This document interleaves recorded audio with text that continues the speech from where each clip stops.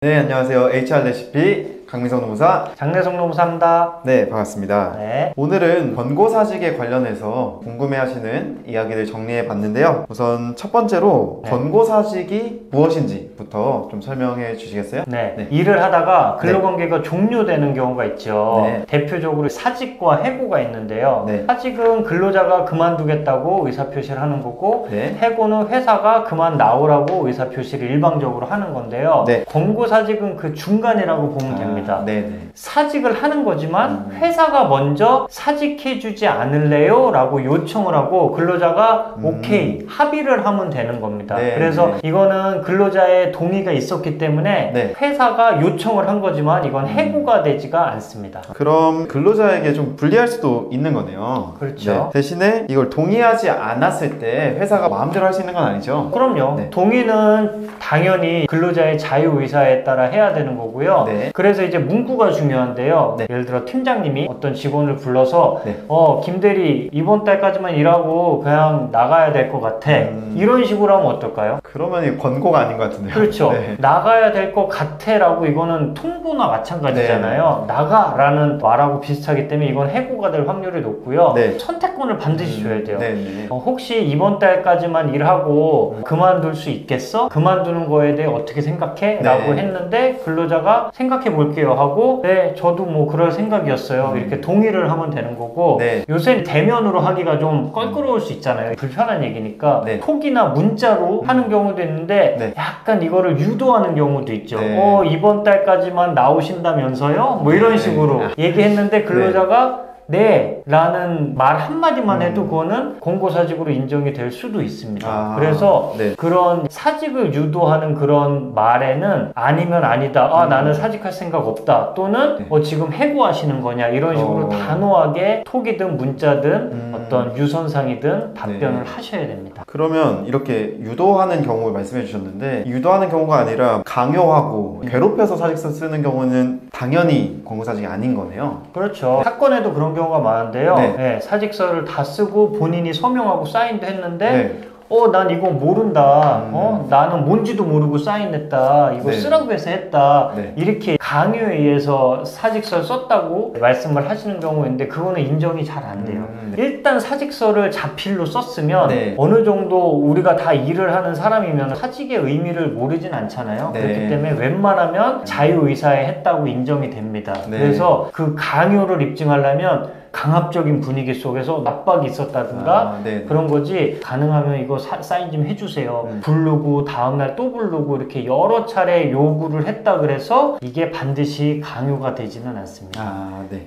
그러면 합의 하에 근로관계 종료하는 경우 있잖아요. 그럼 그 합의 과정에서 근로자가 원하는 조건 등을 제시할 수 있는 건가요? 그렇죠. 권고사직을 다른 말로 하면은 경영상 권고사직이 명예퇴직이나 희망퇴직 이런 것들도 있는데 그런 경우에는 아무래도 회사가 경영이 너무 어려우니까 어떤 부서 하나를 폐지하는 거예요. 그래서 그 부서 사람들한테 다 나가달라고 부탁. 이거는 사실 직원들은 죄가 없잖아요. 회사의 잘못된 경영으로 요청을 하는 거니까 이때는 위로금이라도 많이 줘야죠. 그래서 은행권 같은 경우에는 몇 년치를 지급하기도 하고 중소기업 같은 경우에도 3개월에서 6개월 이상은 지급을 하고요. 다만 어떤 사람이 잘못을 했어요.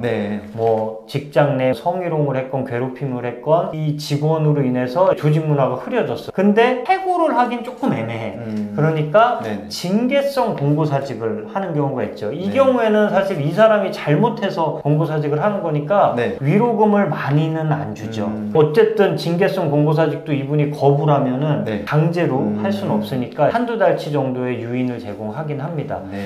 그리고 대기업 같은 경우에 복리후생이 좋은 경우가 있잖아요. 그런 경우에는 사실 몇 달치 임금보다도 복리후생이 더 큰 경우가 있어요. 그래서 우리 자녀가 내년에 대학을 가는데 그게 뚝 끊기게 된 거. 그러니까 학자금을 계속 지급을 해줘라. 네. 뭐 이런 식으로 해서 아. 학자금을 성금으로 네. 준다든지 네. 아니면은 등록금 영수증을 갖고 오면은 퇴직 후에도 학자금을 처리해 준다든지 네. 뭐 이렇게 하는 경우도 있습니다. 합의하기 나름인 거네요. 그럼요. 네, 그럼 다음 질문으로 넘어가겠습니다. 회사가 경영이 악화돼서 권고사직을 하는 경우 있잖아요. 네. 이 경우에 권고사직 해놓고 얼마 안 돼서 동일한 업무에 새로운 사람을 채용한 거를 알게 됐어요. 네. 그럼 이거를 문제 삼을 수 있는 건가요? 그쵸. 네. 말이 안 되잖아요. 네. 너무너무 회사가 어려워서 인건비라도 줄여야겠다는 생각에 권고사직을 했는데 네. 그래 놓고 다른 사람을 채용한다. 이거는 어폐가 있죠. 네. 경영상 권고사직은 경영상 해고만큼 권고사직을 피하기 위한 노력을 다 해야겠죠. 네. 그래서 당연히 뭐 복리후생이나 다른 비용부터 줄이고 그리고 그 사람한테도 임금을 삭감한다든지 어쨌든 비용을 줄이는 제안을 하고 다 거부했을 때 도저히 방법이 없을 때 최후의 수단으로 해야 되는 건데 네. 이렇게 다시 사람을 채용한다는 거는 한마디로 굳이 이 사람을 내보내지 않아도 되는 환경이었다는 거죠. 네. 제가 사건을 예전에 한 경우가 있는데 미화원 두 분이 네. 싸우셨어요. 사실은 이 미화원 두 분 중에 한 분만 나갔으면 했던 거죠. 네. 근데 그렇게 하기가 뭐 하니까 네. 두 분한테 다 나가달라 이렇게 권고사직을 해서 네. A라는 미화원이 먼저 권고사직을 쓰니까 B도 같이 쓴 거예요. 네. 근데 그래 놓고 A는 그 다음 주에 다시 재채용을 했어요.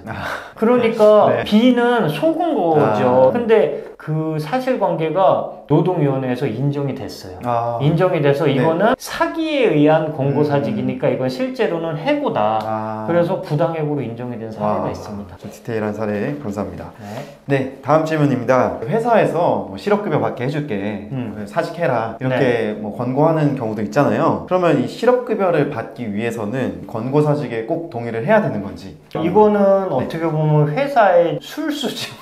왜냐면은 네. 권고사직 처리해 줄 테니까 권고사직 동의만 해줘. 그럼 실업급여 받을 수 있어 라는 건데 네. 그럼 권고사직에 동의 안 하면 이 사람이 나가줬으면 원하니까 해고를 하겠죠. 네. 해고도 당연히 비자발적 퇴사기 때문에 네. 실업급여 대상이 됩니다. 그러니까 권고사직에 동의하든 안 하든 내가 사직서를 자발적으로 쓰지 않는 이상은 다 실업급여 대상이 되는데 네. 마치 권고사직에 동의해야지만 실업급여를 받을 수 있는 것처럼 거짓말을 하는 거죠. 네.